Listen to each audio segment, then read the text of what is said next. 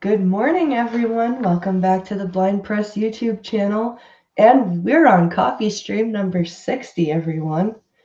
And Skep Talk and I are back with, we've got a bunch of news today. I think you guys will really enjoy. We've got a variety of stuff. But first off, how are you, Skep Talk? I'm doing very well today. How are you doing today? Are you getting ready for your vacation out of town? I am. I'm very excited. We're going away to our cottage, Pincalo and I, for the weekend, sans the children. So that will be fun. Oh It'll be man, very fun. I used to love being able to get away from the kids for a weekend, and we would just lock them in the trunk of a car. And, As one does. Because you do that. One of the ways that Blind Press and I get ready for a show is she and Pincalo maintain a hashtag on Twitter called Blind Press Reads.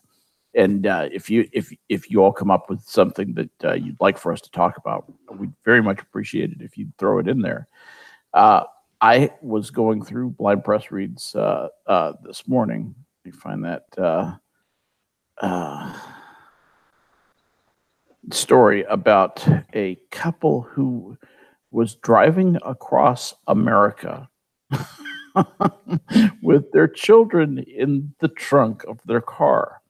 Now, I don't have to tell you that in a hot climate, and I mean hot being defined as being above 75 degrees Fahrenheit, that will kill a child. Yes. That will kill a child in a trunk. Child can die from many things. They can die from asphyxiation, carbon monoxide poisoning. They can die from heat. They can, die of thirst. All sorts of things. This couple evidently thought it would be a fine idea, an excellent idea, because, you do this to lock the children in the car trunk and drive. Where did they drive from? From Arizona to Wyoming. Arizona to Wyoming. Okay, so it's not going to be hot in Arizona or anything. Oh no, those kids would have been dead in the first hour. I don't know where they were discovered, where the children were discovered, or what time of year it was. Because as I say, I'm having trouble. Whatever. Oh, here it is. Okay, Casper, Wyoming. A man and a woman admit in court they drove from Arizona to Wyoming with two children in the trunk of their car. Just let that soak in for a minute. Yeah. 63-year-old Michael J. Fee and 31-year-old Amber L. Freudenstein, totally not a trophy wife, each pleaded guilty Thursday to 2 misdemeanor counts of child endangerment. So I'm sorry, what? They must not have been in much danger. That all I can think is that this is one of those trunk spaces that's open to the rest of the car, and maybe they crammed them down there and told them not to come out. I don't know what this is, but the Casper Star Tribune reports Circuit Judge Stephen Brown sentenced each to 30 days in jail. He is from Peoria, Arizona, and Freudenstein is from Tempe. Sheriff's officials say a third party told them the children reported riding in the trunk for much of the 900-mile drive while 2 German shepherds sat in the back seat. So let that sink in. Shouldn't it be the other way around? Well, there's so much wrong with that. It's, where do you even start? I mean, where do you even start, really? Fee said in court there was not enough room for everyone, so the children were relegated to the trunk. Court documents show the children are about 6 and 10 years old, so that's a good-sized trunk. Yeah. 2 children in the trunk. How the... Now, I'm sure you remember the days where it was okay for you to ride in the back of someone's pickup truck. Oh, of course. Absolutely. In Texas in the 1950s and 60s, are you kidding? That was considered big fun. Oh, yeah. and we loved it. And in fact, and just in case the authorities are listening, I don't do this anymore. But when I owned my old Toyota pickup truck, this was 3 or 4 years ago. I used to drive around my neighborhood with my grandkids in the back of the pickup. Yeah. Now I was driving at 5 to 10 miles an hour, just practically walking speed. Yeah. But it was you can do it and have it be safe. But no, I've been in the back of a pickup truck on a freeway. Yeah. For a couple 100 miles. Yeah. that's a different story. Yeah, there was a time where like my uncle and his friends used to do that on the way to the cottage back in the 90s. Yeah, sure. They would be in the back of Grandpa's pickup truck with the dogs. Right. And they would just be like, if they were goofing around a lot, Grandpa would pull over and be like, settle down back there. You're gonna have to come up in the cab, right? Yeah. But but usually it was just sit on the coolers and sit with the dogs in the back of the pickup truck. Can't do that anymore. No, we're really in a new world. I mean, that's fair to say. We are in a new world. Speaking of new world, I don't know if you've been following what's been happening in France, but France is apparently pretty much a critical mass now with the refugees and the no-go zones and the fights about cuts in benefits and how it's always about the money. How things are going to be divvied up in France. And I noticed that the Eiffel Tower in Paris will be closed on Saturday as French authorities tighten security to prevent another outbreak of violence following 3 weeks of anti-government protests. In addition to the 8,000 police force that will be 8,000 person police force that will be deployed in the French capital, Paris police prefect has identified 14 high-risk sectors that will be cleared out. Fearing protesters could target street furniture or construction sites, Paris police will remove all glass containers, railings, and building machines set up in the identified sectors, which include the world-renowned and glitzy Champs-Élysées Avenue.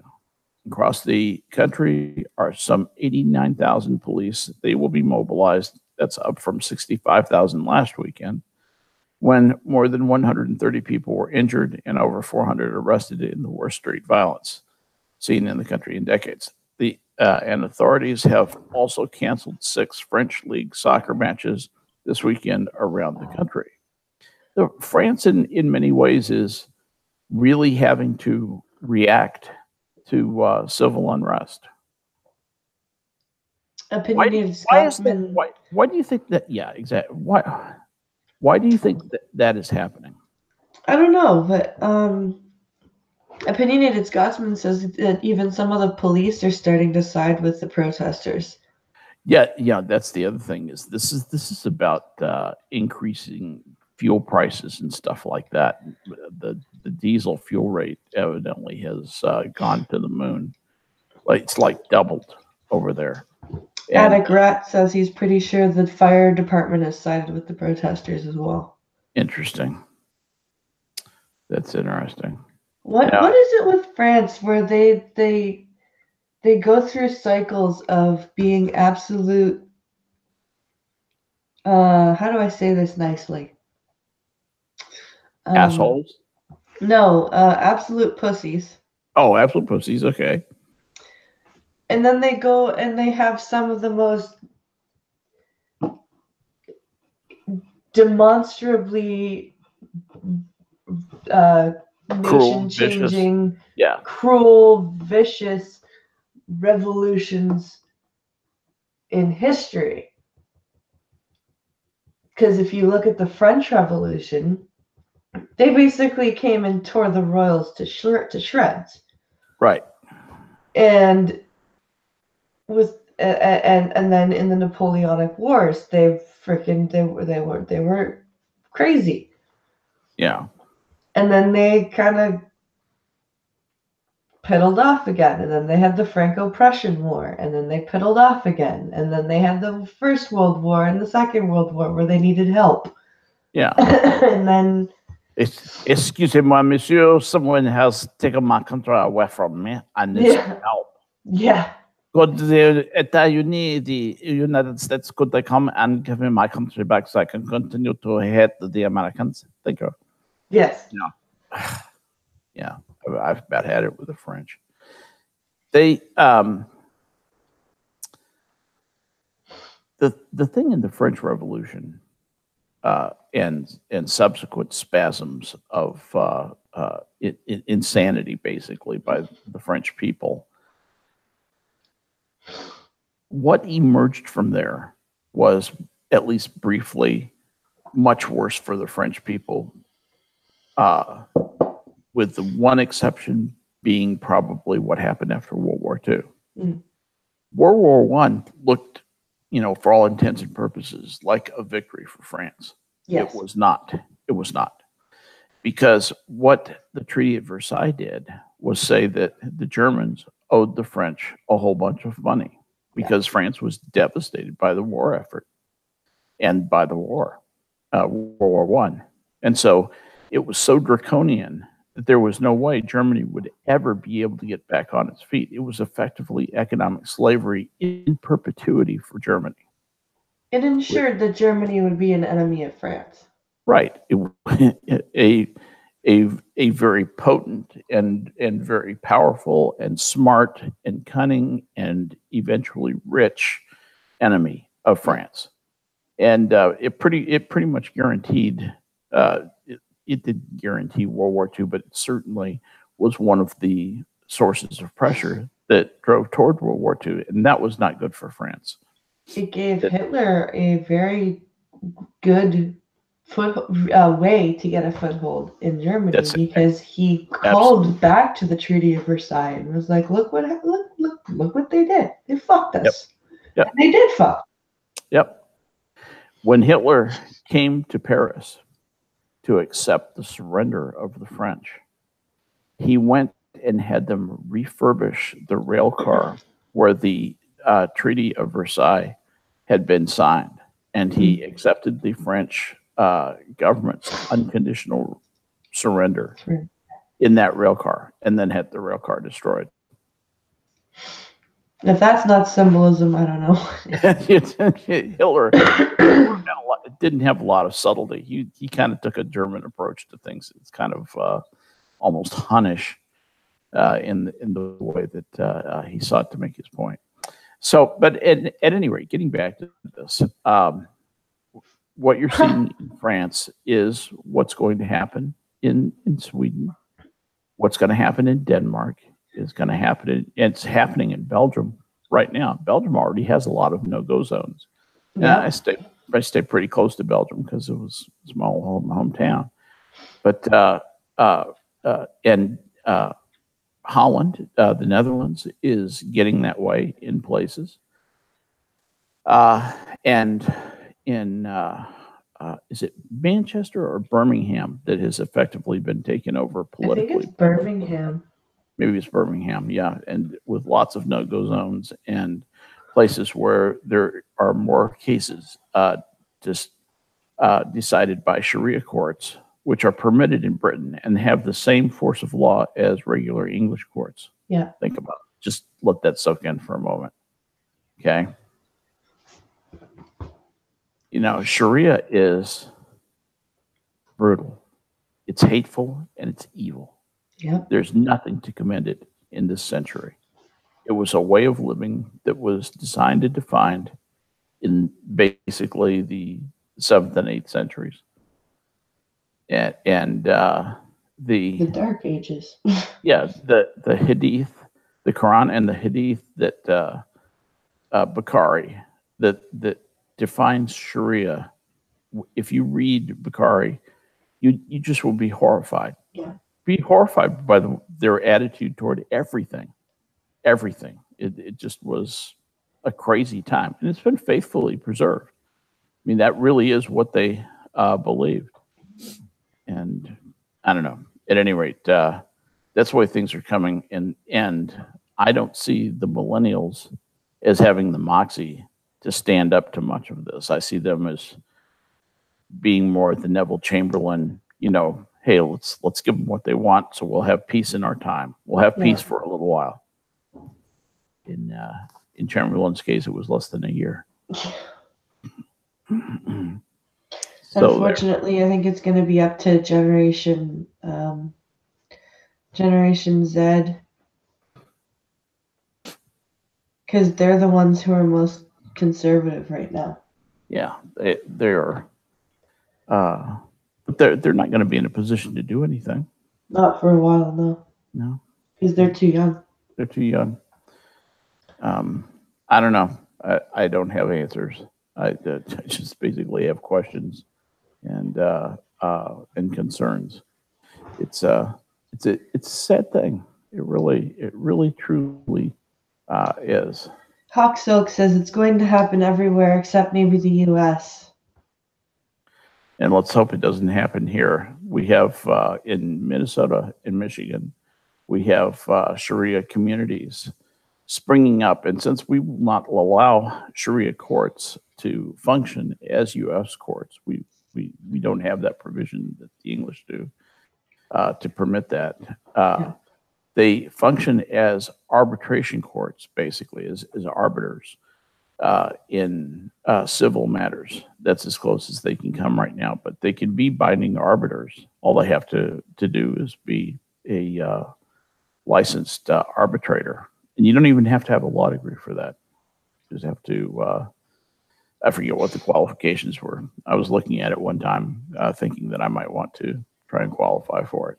Mm-hmm. So it's an interesting situation in the United States. We'll see what happens. I tend to think it will take a lot longer to happen in the United States, but these guys are tenacious and they really believe this stuff. They truly think that there is a really hateful God up in heaven sitting there in judgment of all the people down here. Mm-hmm. And if you violate his laws, he's going to torture you forever because he's a great guy. Yeah. So, why am I an agnostic? Reason 5,758. Let's see. What else so how about a little bit of good news? Good news is good. Good news is good. This is pretty good news. Scientists have discovered that tweaking a single gene in mice allows them to, wait for it, eat as much food as they desire without gaining weight. Oh, that's just great. I want some. Can I have some of those pills? With the holiday season upon us, that it sounds too good to be true, but the researchers claim the discovery could be used as basis for human treatment in the near future. Reporting in the journal, blah, blah, blah, scientists at the University of Texas, Southwestern Medical Center, by the way, that's where my daughter did her training to become a surgeon, and also Flinders University in Australia have found that a single gene known as RCAN1 acts as a feedback inhibitor for all kinds of metabolic processes and the production of body heat. After disabling this gene in the mice, they curiously discovered that they became very resistant to diet-induced weight gain. Effectively, their metabolism was given a supercharge, allowing them to burn up more calories. So it's only been tested on mice. The researchers claim that their findings hold potential as a new drug therapy for humans who, have obesity or metabolic disorders. We know a lot of people struggle to lose weight for years or control their weight for a number of different reasons. The finding in this study could mean developing a pill which would target the function of RCAN1 and may result in weight loss. Now, this modern world. Is it weight loss or is it removal of accountability. What do you mean? Oh. Well, it can be both, right? Yeah. I mean, basically, what this allows you to do is, or in theory, would allow you to be more irresponsible about controlling your eating. So you could, uh, eat 5,000, 10,000 calories a day, say 5,000 calories a day, Yeah. and it'd be relatively indolent, not moving around much, and you wouldn't gain weight because your metabolism would be given a kickstart. What I wonder is if you didn't eat enough, would your metabolism burn up all your calories and put you in a starvation mode? Mm-hmm. So that's, and is this something where you can turn off the gene for a little while and turn it back on? Yeah, because I noticed it also says the production of body heat. Right. Yeah. So why would you want to turn that off? Well, you're not going to turn that off. You're going to turn that up. Mm. The increased metabolism rate. The way you produce body heat is inside your cells. There's a little guy, a specialized little guy, and he's the body's furnace. He's called the mitochondria. Mitochondria takes a chemical called adenosine triphosphate, and it removes one of those phosphates and creates a waste product called adenosine diphosphate. And when the phosphate is liberated, okay, energy is released. It's an exothermic reaction, which means energy is released. When the energy is released, it floods the cell with energy. So electrons vibrate a little bit faster. The molecules in there vibrate a little bit faster because they have more heat. That's what basically heat is molecules that are excited by energy and they move around faster. It gives us the sensation of heat. And so that, since that would be speeded up, since there would be more of that, it would make greater body heat. I wonder if it would be dangerous. Yeah. You can die from febrility, from having too high a fever. That's true. It's a bad thing. Every parent knows that. Look down and see some kid with 105 fever. My God.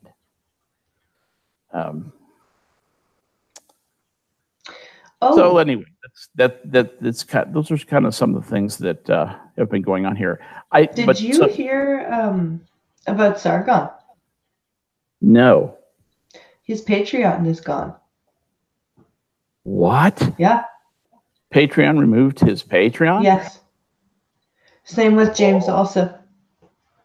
Whoa, the virtue signaling is strong on this one. I'm absolutely taken aback. I don't know. What is Sargon saying about it? I don't think he's put anything out yet. It just happened like hours ago. Wow. It's interesting. These guys get deplatformed. Sargon doesn't have a Twitter anymore. I don't follow Alsop. I don't know if he's on Twitter or not. But Sargon, maybe he's posted something on Minds. Maybe. If I could remember my password, I'd log in. He was making $12,000 a month.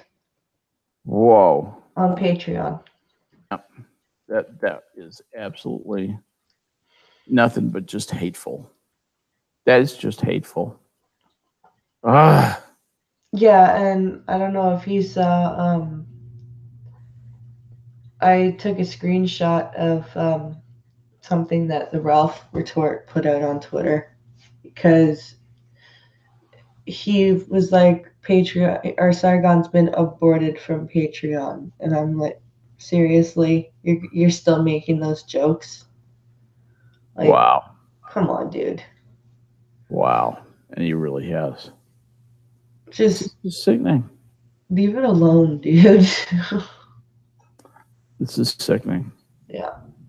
I'm sorry to hear that. What obviously we'll look into it. We'll probably by the next, by Monday. At any rate, we'll have a lot more information on it. We'll know what's going to go on. I can go on Minds and kind of poke around and find out with that. But at any rate, got some interesting feedback from the stream yesterday. Oh, yes. Guess who was watching us? Who was watching us? Mrs. Talk. Oh. And She, how do from work, she said, I heard you on YouTube today. I froze like a deer in the headlights. I said, did I say anything sketchy? Am I in trouble? But I asked her what she thought about it. She thought it was very interesting.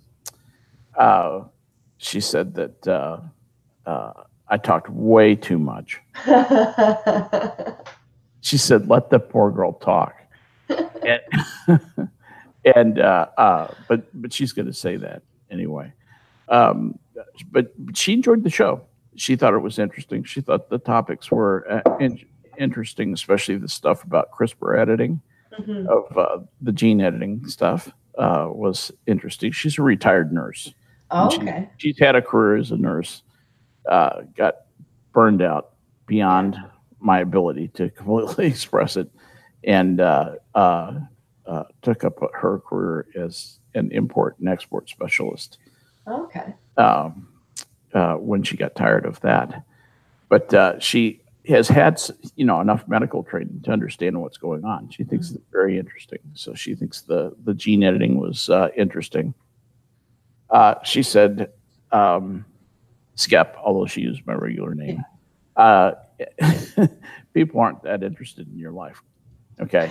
So stop talking about yourself. It's good feedback. Good feedback. It's all good. Okay. No problem.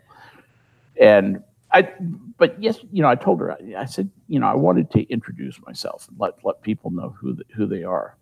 And she said, do you think anybody who was listening yesterday was not following you on Twitter? I said, okay, that might be a fair point.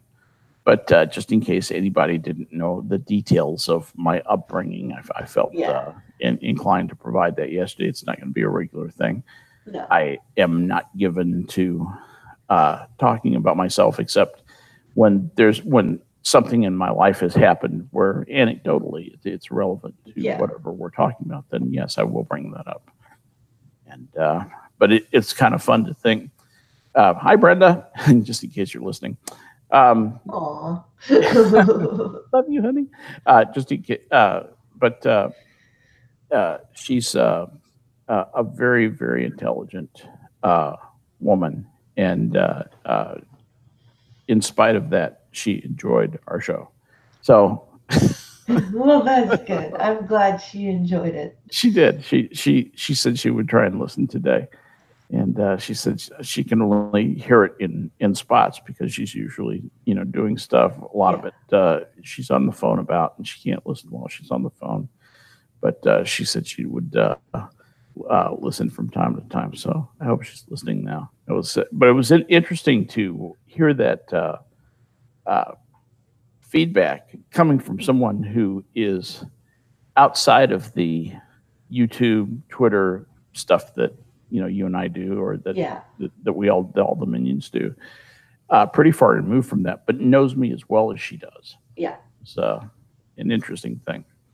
She did make the comment that she said, I could tell that your friend needs a better microphone than what she has.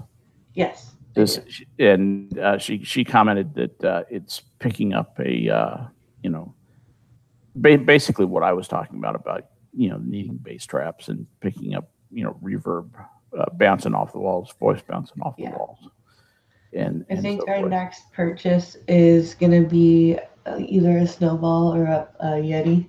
Yeah, if you're going to do that, if you can afford it, get the Yeti. Yeah. Because everybody I talked to who got a Snowball say, yes, the Snowball's good. It's a big step up, but boy, I wish I'd paid $25 more and gotten a Yeti. So, yeah, your mileage may vary. Um, if a Snowball is all you can afford, then that's an exceptional step forward, and you're basically stepping into a professional class microphone. That's the lower end of a professional Well, class Monkey microphone. has. That's what Monkey uses. Yeah, that's what Monkey uses. Monkey is blessed by a couple of things. He broadcasts from an office where he can control what's on the walls. Yes. Okay, so he's got the thing it probably is set up like a soundproof chamber. Yeah. And then the other thing that he can do, he has, is a radio announcer's voice. Mm-hmm. I mean, when he gets Absolutely. and he says, "Can you hear me? I'm gonna sing Happy Birthday to you." Yeah. You know, you realize that his voice has such depth and timbre and strength and uniformity that that's a natural advantage. That's going to sound good coming through anything. For sure. It's not really helped by a good microphone as much as it's just, conveyed accurately. But Yes. a good microphone can help somebody with a normal voice, people with normal voices like you and me, who are just trying to do, just trying to make words go through the little pipe. And don't have the beautiful deep, profound sounding voice that Monkey has. Yeah. I mean, he really does have a great voice for radio. So Monkey's got a great voice for radio, and then Pinkalo has he does great voices. Oh, really? Yeah. We've got to have him on. I mean, we've got to have him on the stream somehow. We've got to do this. We might have to do a Saturday stream or something like that. But on days where he doesn't have data today, our data rolls over on the 8th. Yeah. But it would have been great to have him on today because he's driving like out of town. So he's not doing many stop and goes right now. So he could have actually been on. He could have participated from while he was driving. Yeah, he's got Hangouts on his phone. Oh, very good. I've actually had him on while he's been driving before. Oh, very good. So, but he just didn't have any data. Yeah, I understand. Someday, people are going to look back and say, "Yeah, the telephone companies," and then they'll say, "I'll explain what a telephone is in just a minute." Yes. But the telephone companies were the most important, very important financial operators in the market at the time, and they could actually limit the amount of data you could pass over their systems per month. And people are just going to laugh wildly at that. They are. They really are. That is so. I'm surprised it's lasted this long. So am I. So am I, really. Canada has some really stupidly high prices too for cell phones, internet and cell phones. I wonder why that is. Why would Canada be so high? And they put like bandwidth caps on your internet and stupid crap like that. Yeah, like we have 300 gigs a month that we can download.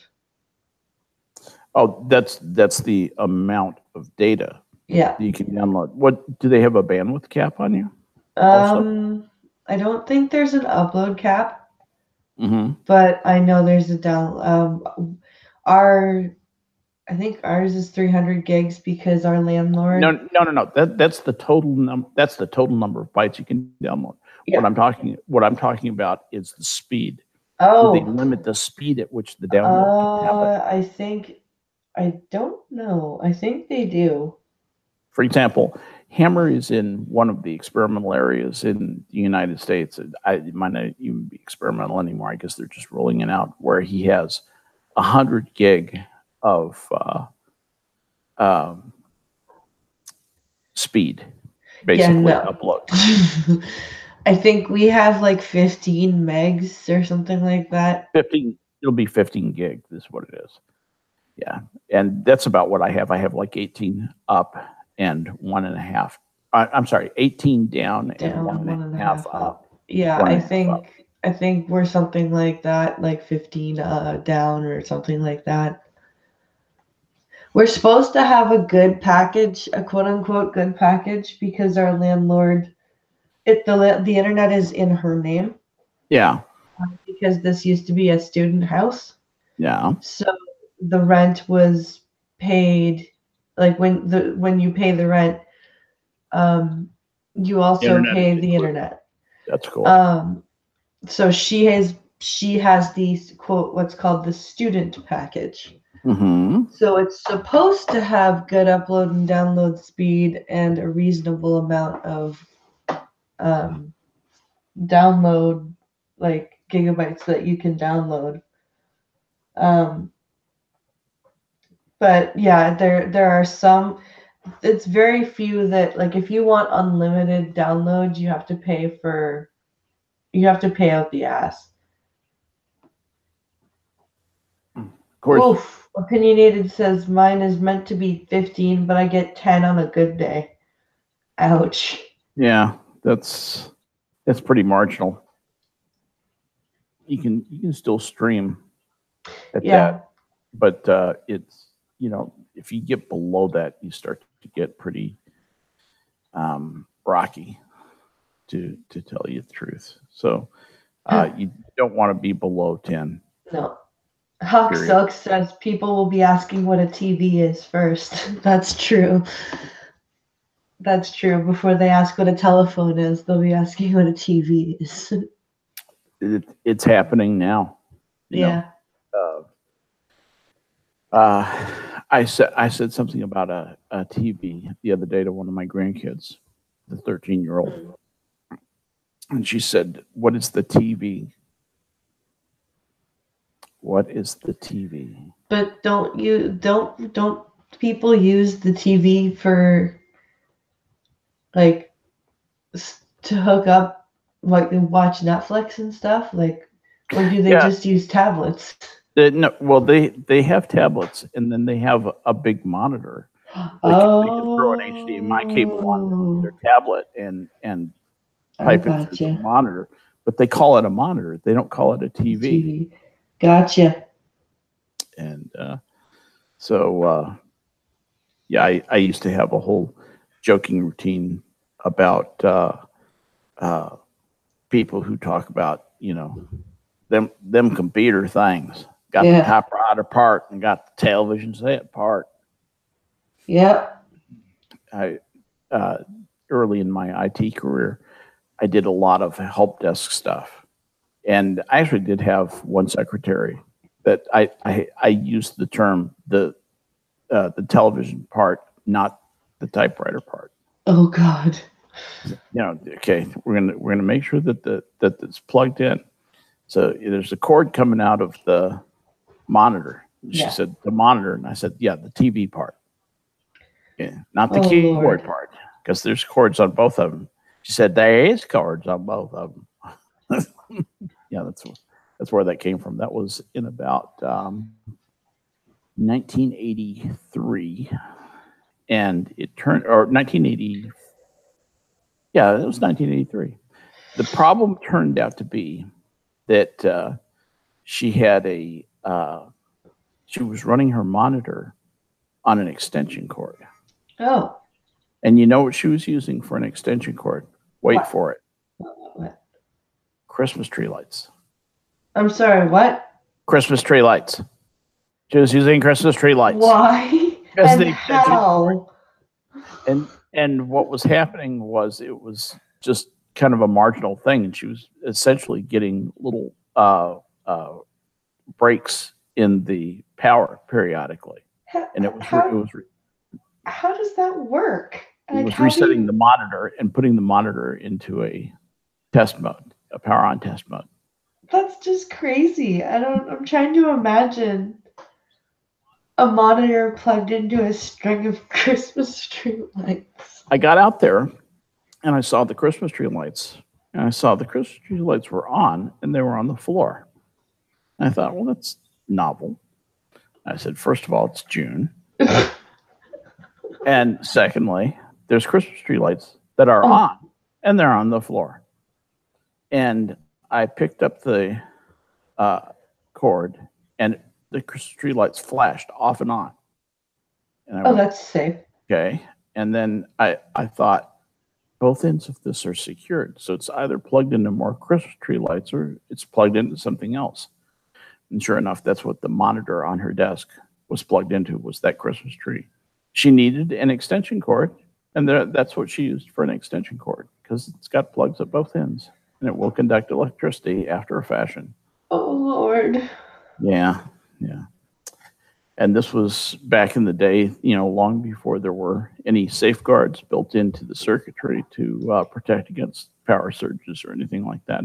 She's lucky she didn't smoke that monitor. And No monitors back then kidding. were like $500. It was a big deal, and they were the size of TV sets and the weight of TV sets. Yeah. Big and heavy. So, yeah, that was. That's craziness. Yep. It's this modern world. But yeah, that was where that came from. It's interesting. I think back to the development of the computer industry. In 1980, I decided that the job that I'd had since I got out of the Navy in 1979 at Pfizer Pharmaceuticals was not for me. Yeah. And that I did not want to spend the rest of my life, picking through articles on the biochemistry and pharmacokinetics of antibiotics. And I began looking around for a different line of work. I realized I wasn't going to find it in Spokane, Washington, where I was living.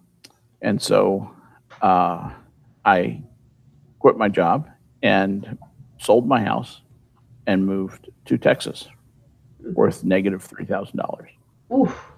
And I realized that what I wanted to do was, I'd had a lot of business training and computer training in the Navy, being a supply corps officer. And I decided, I'd like to complete that and go through and get a master's in business administration, an MBA. And there was a school in Dallas that was supposedly had a good reputation, Southern Methodist University, SMU. And they had something called the Executive MBA program. This is how I got into really hardcore computer science, doing what I do. And I fell in with some people who were starting a diversified hardware and custom software company. And so I worked there while I was going to kind of an internship type position, just something to do while I was trying to figure out a job to, that would actually make money, which I needed. And I got frustrated. I said, you know what? I'm going to be a stockbroker. They seem to have a lot of money. And so I marched myself into Merrill Lynch, Pierce, Fenner, and Smith headquarters in Dallas, Texas, the regional headquarters down there. I said, I'm going to be a stockbroker. Train me. I'm yours. How'd that work? So they laughed at me. They said, first of all, we only take people with MBAs. I said, well, I want to get an MBA, but I need the money for it. They said, you expect to make the money for it as a stockbroker? And I said, I sure do. Watch me. Just give me a chance. And I said, you know what we'll do? We'll give you 4 months of salary and a desk. And at the end of that, you're going to take the stockbroker Series 7 exam. If you pass, you don't owe us a thing. Okay. And we'll give you a desk and you can start cold calling and making money for Merrill Lynch. And if you don't pass it, you get to pay us back the 4 months of salary. Right. I said, okay. And so I signed up for that, trained for 4 months, and I passed the test. Nice. And spent the next 3 years as a stockbroker there for Merrill Lynch. And when I had enough money to go back to school and basically be, if I had wanted to, I could have just been idle for 2 years and get that MBA. I walked in and quit. I resigned. They said, "What? You've got a thriving account. What are you doing? Are you insane?" I said, "No, this was part of my plan." And I said, "I don't really like being a stockbroker." Mhm. You know, it's a lot of stress. There's, you know, people are dealing with retail accounts, especially people who are, you know, have money and they just think they're God, or trust bunnies. The trust bunnies were the worst. The little kids who'd never worked a day in their life and had millions of dollars. It was just, you know, and you have to basically kiss their ass all the time. It's not really a fun thing to do, and it was not how I wanted to spend the rest of my life. I didn't care how much money I made. So I said, that's it. I'm out of here. And but I couldn't be idle. As soon as I quit, I started up a software company, just something minor, that turned into another thing, that turned into another thing. Eventually, I went broke on that, but it taught me something about starting up a software company. And the next one I started up did a lot better. So then I was doing this while I was getting my MBA. And I'm still the youngest graduate in the history of SMU in their executive MBA program. I was 32 years old when I graduated. But anyway, and that's what swept me into an IT job. That I went to work for an IT shop that worked for insurance companies, and then I worked for an aluminum foundry. They called me the computer guy. The guy who owned the aluminum foundry said, "We need to know what's going on with these computer things. I don't know anything about them myself, but I think this thing's going to go." You know, he was that guy. And his wife knew how to work a spreadsheet. So between the two of us, we ran the computer stuff for that company. I did that for a year, and I learned more in that year than I probably learned in my 2 years getting an MBA. Truly, that was a real eye opener. So I don't know why. Here I go. I'm talking about myself again. I did have a point. My point is that things have changed so much since then. We had no idea about cell phones. I remember one of my wealthiest customer was a cancer doctor, big time cancer doctor in Arlington, Texas, famous guy. And he called me one time, and it sounded like the sounds that you hear when you're in a car. Right. And he said, my first name is Frank. He called me Frankie. Frankie, you know where I'm calling you from? I said, no, where? He said, calling you from my car. That's hilarious. And he had this gigantic brick of a thing. You know, he showed it to me in his Cadillac. This giant brick of a phone. Yes. It had like 3 wires coming out of it, wired into his. You're right, exactly. Coming out of the central console and next to the driver. It was so funny. He was so proud of that. You know, he said, "It's only like $700 a month." You know, I got such a kick out of that. Anyway. And now you have little phones that don't even have button. Well, they have a few buttons. They have volume buttons and a power button. Right. But usually you just tap on the screen to get things done. And that is something completely out of James Bond and Star Wars compared to what we had back then. I mean, it really, truly has been a revolutionary time. You know, people ask me, you know, what would be the thing that happened in your life? You know, like World War II happened to my parents' generation. Yeah. What would be the thing that happened in your life that changed everything? And there is no doubt at all, it's the information revolution. Yeah. You know, the internet, the phones, the email, everything. All the things that conspired to link us electronically. That was a noticeable shrinking of the world. We all became closer.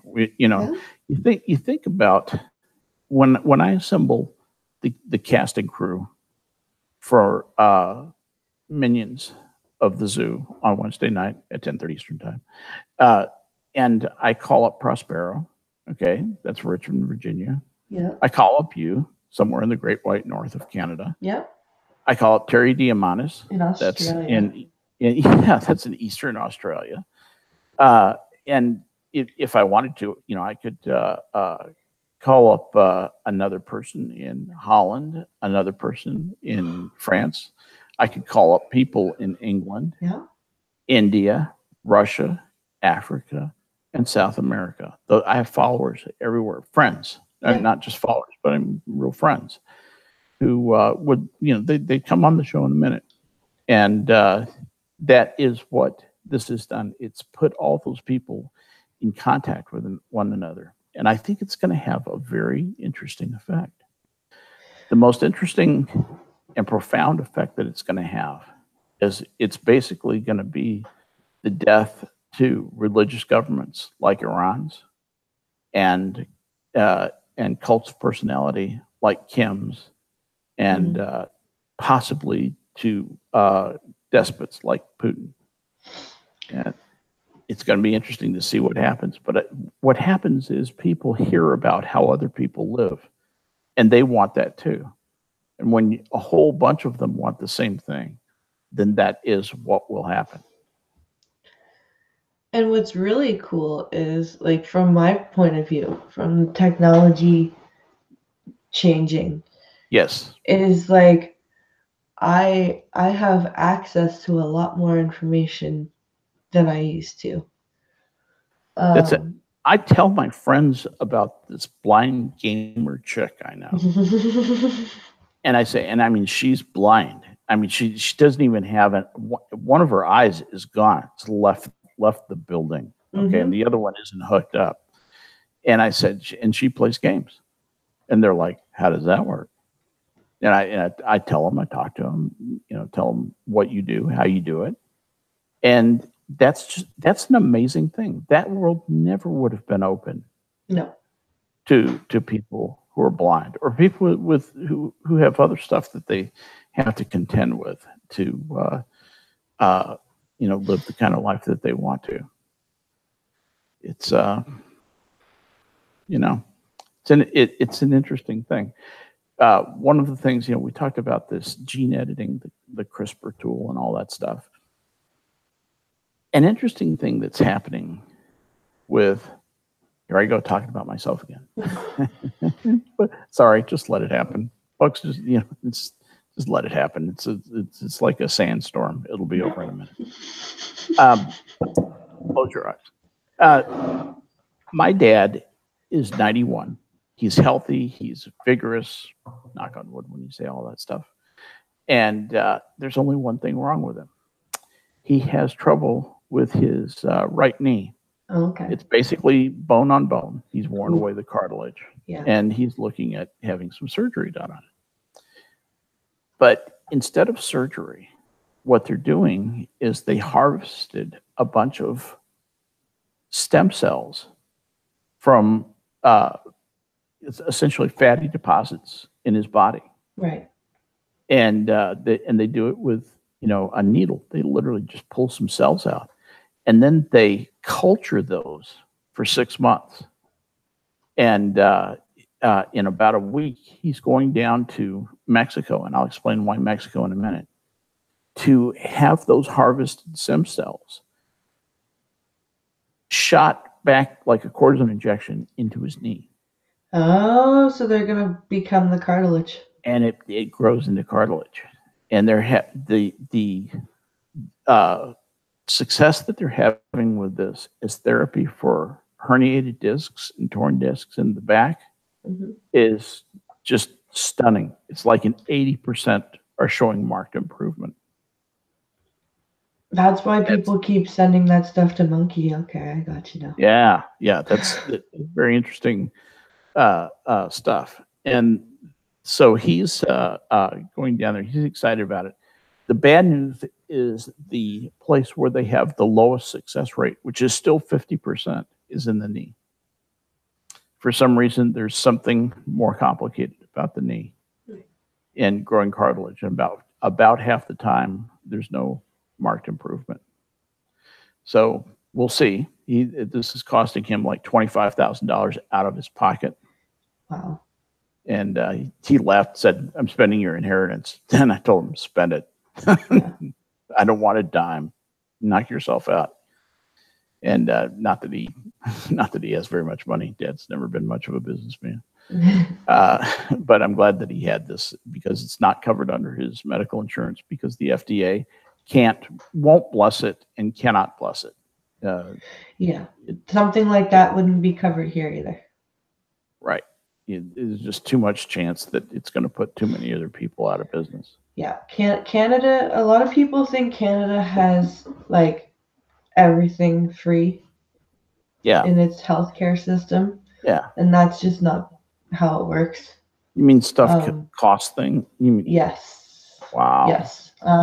If So doctors have to earn money and you have to pay them? They do, in fact, have to earn money and be paid and stuff. Wow. I just figured food and shelter were free up there. It was like, next generation. So what happens is that we have provincial health cards. Yeah. So our healthcare system is basically province based. Yes.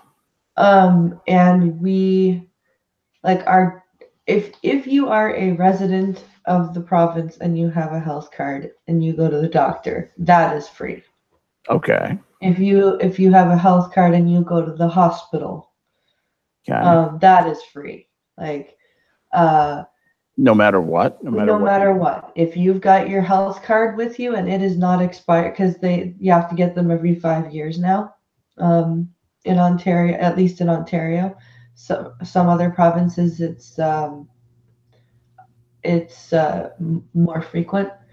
Like in BC, I believe you need to pay for it monthly, which is the weirdest thing I've ever heard of. But so you have to pay for your health card for free benefits. Okay. In British Columbia, yeah, okay. I believe that's how it works. I could be wrong. My father-in-law used to live in British Columbia, but he was very unclear about how things worked there, so I could be wrong. But medication, unless you are on some sort of, if you're employed and your company has insurance for you, yes, or you have purchased health insurance for yourself, or you are on disability like me, you have to pay for your medication. Interesting. If you don't have insurance. So in Canada, if you're not insured, your medication is going to cost you a lot of money, especially diabetic, like stuff for diabetes, and like my mother's insurance covers my sister, but she's got to pay out of pocket first and then get reimbursed. So her insulin is quite a lot of money. But thankfully, Ontario has just brought in this system where if you're 25 and under, or 25 and younger, your everything is covered. Now, I don't think it should be 25 and under. I think it should be 18 and under. Okay. Does it cover pregnancy? Pretty good question, isn't it? Yeah. Yeah. Yeah. It'd be interesting to know. I think you'd have to go find it out. But it does not. But it does not, because that's such a giant incremental cost. It is. Like if I wasn't on disability, I would be paying about $300 to $400 a month for my pills. Wow. Because I'm on three different medications. So yeah, I would be paying about $300, $400 for my pills. That's that for that kind of money, people be tempted not to take their pills. Yeah. And that's why there are so many people who aren't like that. That's why you have homeless people who aren't on disability or anything like that, because they don't have an address. And they get meds from wherever they've been staying in the hospital or whatever, and then they get discharged, and they either run out, they don't like how they feel, so they stop taking them, or they sell them. They sell them. Sell the pills. Yeah. Oh my gosh. Well, if you're homeless, you need money, right? I guess. So then they're back to dealing with their mental health problems. Like, we have a huge, huge population of mentally ill homeless people. Welcome to the America's nightmare. Yeah. What is the government doing about that? Fuck all. Yeah. Because Okay. they're too busy welcoming the refugees and giving them all the housing and all that. Well, at least they're happy. It's important that the Sharia folk be made happy first. Yeah. Yay. And I'm not saying that, like, see, because and a lot of people are going to say, oh, that's because I get into arguments with my mother about this all the time. Uh-huh. And she's actually called Pink Hollow and I racist. Pink Hollow more so than me, but. Pink Hollow, the racist. Yeah. Folks, for anybody who doesn't know Pink Hollow, that is risible. That is laughable. Yeah. Unbelievable. And so we get into these arguments where I say, I'm not saying we shouldn't help people who need help, but we shouldn't not help our citizens before we bring in people who we're not bringing, we honestly didn't bring in a lot of refugees. We brought in a lot of economic migrants, if you're going to be honest. Right. They're not refugees. Most of these guys are not refugees. They're not as many as in Europe, but we did see a lot of influx of young men. We did see a lot of influx of families. Like I said, it wasn't as bad as Europe. Uh-huh.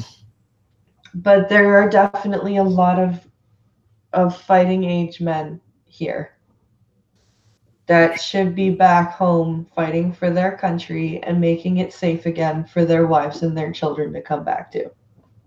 Yep. Wow. And they are taking the resources that our citizens who have been here for a long time need. And we are bringing in these people and not taking care of our native population. Like, there are a majority of our native reserves that are still under boil water advisories and have been so for 30, 40, 50 years.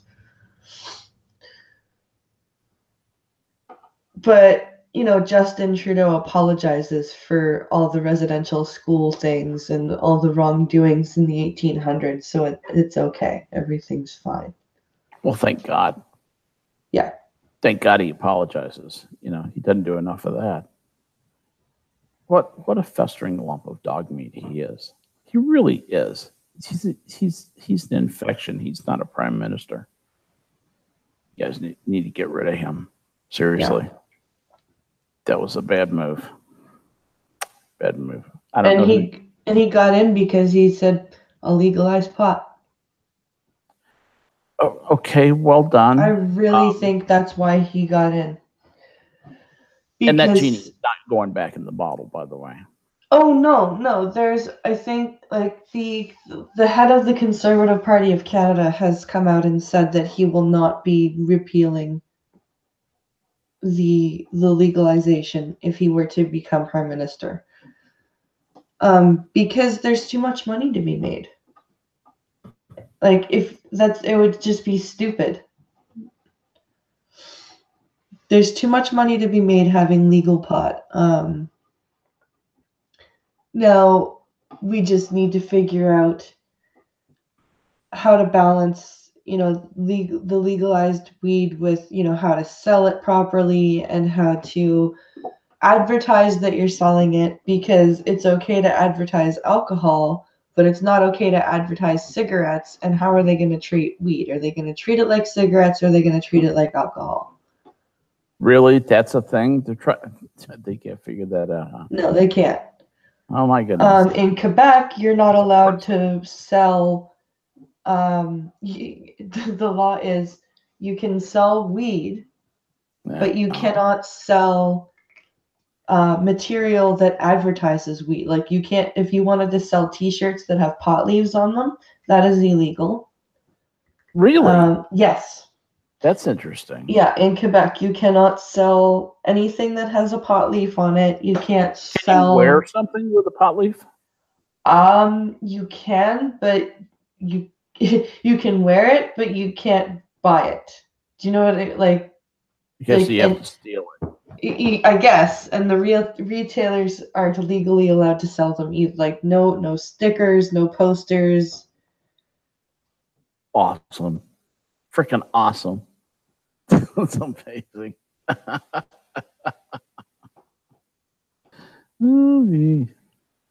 This modern world. Yeah, it's pretty crazy. What a tangled web we weave when we ourselves do deceive. But the best thing Ford did was to say that that the weed sales would be private, because they were going to sell it through the Liquor Control Board of Ontario. Yes. And only through the Liquor Control Board of Ontario. That was the Liberal government's plan. But Ford came in and said, no, no, no. We're going to allow Private shops to sell. other shops to sell. Yeah. And retail selling of marijuana will be allowed in Ontario on April Fool's Day of all days. Yeah. Why not? So April 1st of 2019, it will be legal to retail marijuana. Right now, you have to order it through the Ontario Cannabis Store online and have it delivered to you by Canada Post, who was just forced back to work by the federal government because they were striking for a month.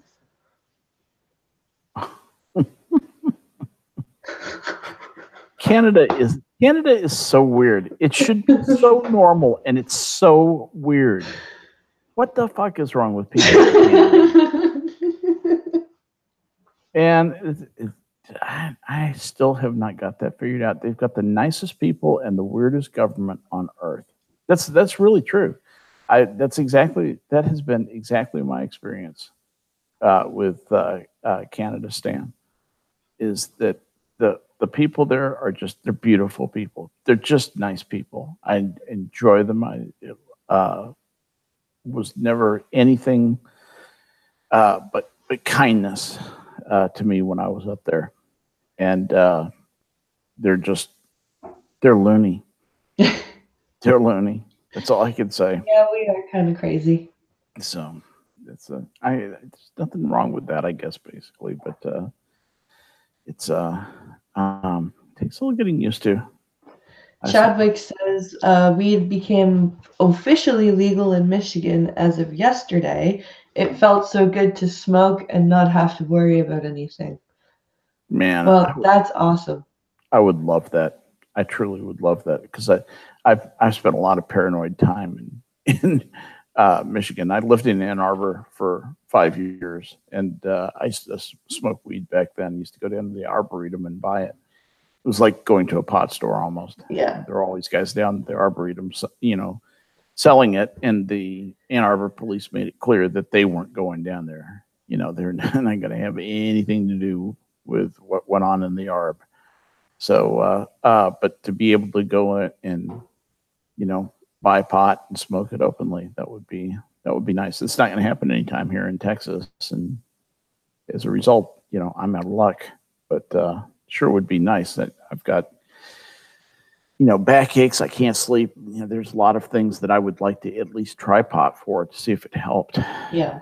I won't get a chance to do that because the state of Texas is so assiduous about guarding my moral state.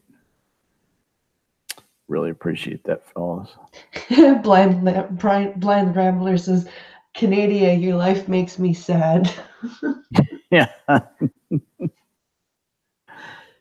understand that. Instead of back to work legislation, Canada Post should have been privatized, says W.R. Costin.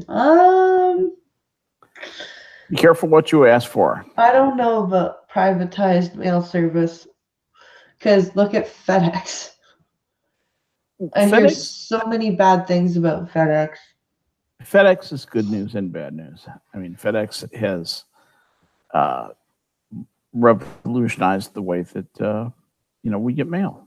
They absolutely changed the world with their mail delivery system. The idea that you could get something delivered overnight was just, you know, uh, beyond belief. Nobody thought that model would work, and it worked brilliantly for them. They did a great job implementing that. Interestingly enough, there's a lot of ex-military working at Federal Express. It is a positive ghetto of Veterans. Veterans. Absolutely. Yes. Well, at least they employ. Oh yeah, that's the hire a vet. That's nice. Because that pisses me off. What's to that? see, like, either in Canada or in the U.S., homeless veterans because our country has fucked them.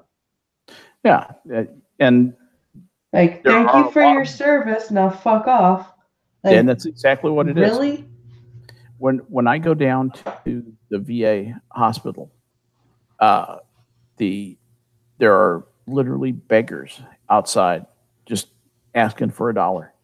You know, and they're veterans. They're asking for $1 so they can go buy a hamburger or something, go buy a little something to eat because they're hungry. The other thing is they're there at the hospital, and the hospital tolerates it because it's the VA, and that's one of the good things about the VA is they tolerate this stuff.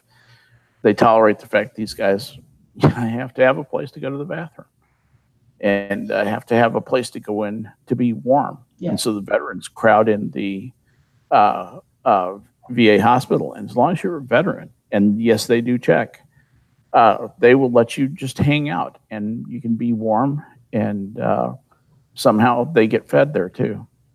A lot of acts of real decency going on there. Yeah, it drives me crazy to see that people have given some of their best years, and they're sometimes some physical, some of their physical, they've given up some physical things, like they've lost a leg or they've lost an arm or an eye, or or sometimes they've got mental tolls, and then they come home and they get shafted, and it's like, thank you for your service, have a nice day. Yeah. It's not a job like other jobs. And that thank you for your service, I bet you a lot of vets hate to hear that. Because it's so hollow. It's like, it depends who's saying it and how it's being said. If it's perfunctory, yes, it's irritating. If it's something that's sincerely meant, then you can't help but say, my response to that is always, it was an honor to serve. Yeah. And it was. So that's that. I should be reading chat. I'm doing a better job of reading chat. Let's see. Opinion Scotsman says the UK privatized the Royal Mail, and it hasn't really made any difference. I can believe that. I can actually believe that. I'm not sure that the U.S. mail service can be saved. I think you probably have to take it out and behind the shed and shoot it, because the union has done such a job on obtaining concessions from the government for the workers, that the workers are basically unfireable, and they're not really required to work. If they work out, it's out of the goodness of their heart. So based on that, I think you probably have to kill that and start over with new ununionized, well-paid and well-taken care of workforce. I think if you do that, the opportunity is there if you want to privatize the delivery of the U.S. mail. Here's the problem with the U.S. mail. 3/4 of everything that goes through the mail, and it might be higher than that now. Somebody said something about it being 9/10. I can't remember the statistic, but I have a reliable statistic that 3/4 plus of all the mail that goes through the U.S. mail is advertising, is garbage, junk mail. Just goes straight into the garbage can. That's insane. Yeah. One of my jobs when I first got my MBA, was working for an insurance company, and I was there to develop a database and integrate lists from the government, specifically the farmers list of all the farmers in the United States, and it's a lot of people. I would imagine so. At the time, it was considered big data manipulation. I had to take it out of an IMS database, a mainframe database, and put it into something that personal computers could manage. And so that was the project that I worked on. Let's see, where was I going with that? What were we talking about? We're talking about the U.S. Postal Service, right? And the amount of junk mail. Yeah, the amount of junk mail. Okay, and so what we did was we sent out lead qualifiers. What we wanted to do was get people to open the mail and respond, yes, I would like a salesman to come visit me. Because believe it or not, about 1% of the people you send a mailer out to will respond, yes, I want to talk to a salesman. Now, there's many reasons for doing that, but some of them occasionally will buy insurance from you. When they do, it more than makes up for the 99% of the people who look at the thing, see it's an ad, and throw it in the wastebasket without opening it. Yeah. So we began to study what the psychology is of how to get somebody to open a piece of junk mail. And we set out the completely plain, no distinguishing marks, not even a return address on it, with the person's name in a government-looking window. And we got a certain measure of response. We got, like 2% opened, and a 0.5% of response, which, believe it or not, is a home run in the insurance business. 0.5% positive response is amazing. So we did that for a long time. We came up with cute slogans like, message inside for, and then your name printed on the envelope from our chief cook and bottle washer, and all kinds of cute things like that. We measured the responses for those. But there isn't much that really affects anything. The best response that we found was to not put anything on the envelope and have it be a complete mystery. That's how we got the most opens, but it didn't really change the response rate much. People like a mystery. They do indeed. So at any rate, see, what time is it? Are we at 1:30 yet? No, it's what, 1:18? Or 10:18, I'm sorry. Yeah, we've got about 12 minutes yet. All right. What else is going on in chat? Let's see. VR Costin says that's why your postal service should be privatized. I actually think that unions can be good, but only when their employers have competition. Just make sure to disallow back to work legislation. Okay. Let's see if I agree with that. Yeah, I think you have to have unions available to people just for the situation that will happen when the corporate side tends to abuse the workers, and they will do that over time. It's just too tempting not to squeeze that extra income unfairly from the workers, to ask them to do too much, to ask them to do things that are dangerous or bad, or not in the company's long-term interest. There's a lot of sub-optimization for short-term sub-optimization, meaning to do something that will accomplish an immediate term goal that is at odds with the long-term goals of the organization. And there's a lot of that with executives focused on just next quarter's profitability, and they don't care beyond that because they know they're only in that job for a year or 2 years. They just want short-term improvement and something that can go on their resume and let them demand more and more money as they flip from job to job. Yeah, I know how the executive thing works. So, that's why your postal service should be privatized. Yeah, I would agree. I think that you would have a better shot at having efficient delivery and better overall customer service from a privatized, profit-motivated company than from a public, completely demotivated company. I mean, the classic scenario is that government employee comes to work and says, "Well, it'll be there tomorrow," and they don't go to work on a project, or they don't stay late to work on a project, to get something going, because they simply don't have that much pride in their job. It's just a job. It's something they have to do in order to keep the money coming in. It's nothing more than that. And that's, of course, the problem with socialism. Generally, is there's no profit motive. So there's no incentive to work extra hard, get ahead, make things better. Oh, wow. Alfred says, my daughter just started working in a care home. They told her she had to join a union. If she didn't, she would be fired and not allowed to work in healthcare. Yeah. Alfred's in Ireland, by the way, I believe. I was just going to say that sounds like it could be in Great Britain, or I guess Ireland's very much the same way. I totally understand that. And she's going to have to join the union. I mean, they can do everything but force her at the point of a gun to join that.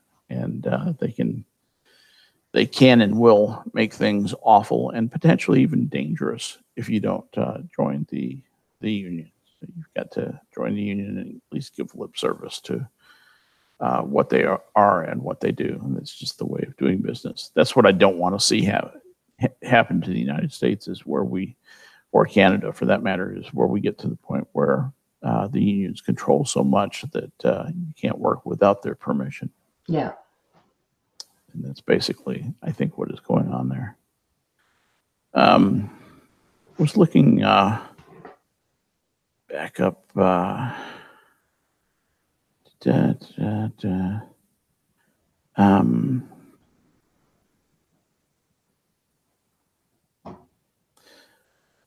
In other news of the strange in the world, by the way, I noticed that the Rolling Stones are going on tour again. Really? Yeah, I know. I know it's only Geritol, but I like it. Best I could do on short term. That's pretty funny still. Yeah, how old are those guys, and why are they still alive? How is Keith Richards still alive? Yeah, exactly. Has he preserved himself? I think his body chemically is so toxic that no germ can live there. That's my theory. He simply kills anything negative. Cancer tried there and it got killed. The cancer got killed. It's just, he kills everything. He's been on all the carnival rides, that's for sure. And he's still ticking along. Yeah, a thing I notice about a lot of these music guys, even the ones who straightened up, is at about early to mid 70s, they die. And they don't make it into their 80s. And I attribute that to probably just tearing up their bodies for so many years. Yeah. And Opinionated Scotsman says the Stones will tour until either Keith Richards or Mick Jagger dies. Yeah, probably. I would agree. I actually think even if Keith Richards dies, Mick Jagger would continue to tour. He's so addicted. He really, truly loves to be the show. It's addictive. It is. It's just, he can't imagine his life without a band to strut in front of. When I did a couple of in high school, we had, our school did a student run variety show every year. Yeah. And the first year that I was in, I sang Aerials by System of a Down. Yeah. And it was received so well every night that I couldn't, whenever I took a breath, whenever there was a pause in the song, yeah, there was cheering. Wow. That's usually what they do when I stop singing. When those performances were over, Mhm. and it had happened the next year too when I did Evanescence song. Yeah. You actually go through a freaking little depression. Really? Because it's like a euphoria, and then it goes away. You kind of get that dopamine hit or serotonin hit. It's really weird. And then it goes away, and you say, and the brain goes, "Where's my serotonin?" And there's no serotonin, and you feel bad. Interesting. Oh, hello, Irate Bear. Yeah, Irate Bear is in chat. You're here. You're here just to catch the last 5 minutes. Absolutely. But at least you're here. Ah. I hope things are going well for you today. Yeah, I hope he's well. Hope he's feeling well. So, how long are you staying up at your cottage? So we're going up tonight, and we're staying until Sunday noonish. All right. So we're not doing Star Trek this week. No Star Trek this week, but we're going to pick up this stream on Monday. Yeah. And I should have more surprises, more fun and games for our listeners on Monday. And depending on what we can put together, it might have to wait until Tuesday because Blind and I need to conspire on a little bit of this stuff. We'll need a strategy call maybe Monday afternoon if you've got the time. I should, yeah. Yeah, that'll be good. I want you to have a safe and good time up there in unpronounceable Canadianistan. And how far north are you going of where you are? So we're going about an hour and a half north. So if you look on Google Earth. Google Earth. Well, what's a town that's near there? It's okay. So we're going to Eugenia Lake. Eugenia. Eugenia. Okay. Lake. I've got Hudson Bay here. Is it north of Hudson Bay? No, it's much south, much more so, because Hudson Bay is like in the Arctic Circle. I know this. Yeah. I got Sudbury. I got closer. What is this? This looks like a lake of some sort. Eugenia. You search Eugenia Lake in Canada. Ontario. For those of you who, Eugenia, Ontario, Canada. There we go. All right. Okay. Okay. Well, this is still in the Eugenia, as such.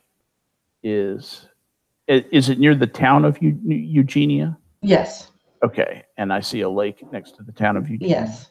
And my captions are really taking their time coming up here on Google Earth, but I'll bet you that's it. It's got an island in the middle of it. Yep. And it actually looks vaguely like the state of Texas. It's vaguely shaped like the state of Texas. Oh, that's cool. I'm not making this up. And the lake looks like the pyramid called the Sphinx. Looks just like the Sphinx, not just like the Sphinx, but like kind of a stylized Sphinx. If you were looking at it, the lake it's funny. The lake has like this little ring of cottages all around it, and it's like farmland everywhere else. And it's really funny because on one side it's got like it's got, you can tell people are a bit more working class, and on the other side it's got like houses. yeah, it does. It has like lake mansions on one side, and then like cabins, mobile home parks, and cabins and stuff. That's interesting. Very interesting. So a little bit of demographic analysis here from this guy using Google Earth in Eugenia, Ontario. So that's where we're going. So those of you who will be in the greater Eugenia Metroplex this weekend, stop by Blind Press's cabin and say howdy. It doesn't have. It has electricity, but it does not have running water. It doesn't have running water. It does not have running water. It has electricity. Okay, that's a proper cabin. Yes. So you It got looks like a shanty straight out of Deliverance. It's Oh, that's fun. it was built by a group of hunting buddies in the 50s. It's a hunting shack, basically. Yeah, It's basically. got enough heat in it to keep you from freezing. Yep. Beyond that, you're just kind of on your own. Pretty much, yeah. Pretty much. It's a fun place though, and it was a great place to grow up at. Like my summers were awesome going up there, and I'm so glad that my kids can still go up there. Well, hooray. I think that's wonderful. Yeah, it's going to be fun. It's time for us to shut the stream down, though, and time for you to start packing and get ready to... I got to go clean up my kitchen. Yeah, clean up your kitchen. My kitchen is a disaster. I don't want to leave it like that while I go away. Right. Yeah, it'll be on your mind if you do. So get your kitchen cleaned up, and then get packed up and get ready to go have some fun this weekend with your family up there in Eugenia, Ontario. Well, have a great day, guys. Thanks for coming. Thank you, chat. Thank you guys for showing up. It means a lot when you come out and watch us. It really does. We'll see you on Sunday night for the Blind and the Special gaming stream over on the Blind and the Special channel. And Skep and I will be back on Monday morning on this channel for another coffee stream. And next Wednesday, you can usually catch Blind Press on my channel, on my stream on Wednesday night, 10:30 Central Time, 11:30 Eastern Time in the United States, and that's the Minions of the Zoo. I have to show that out because that's you too. And it's a fun stream. We do have some fun, so please come join us. Thank you guys for being here today. Thanks a lot, guys. Have a great weekend.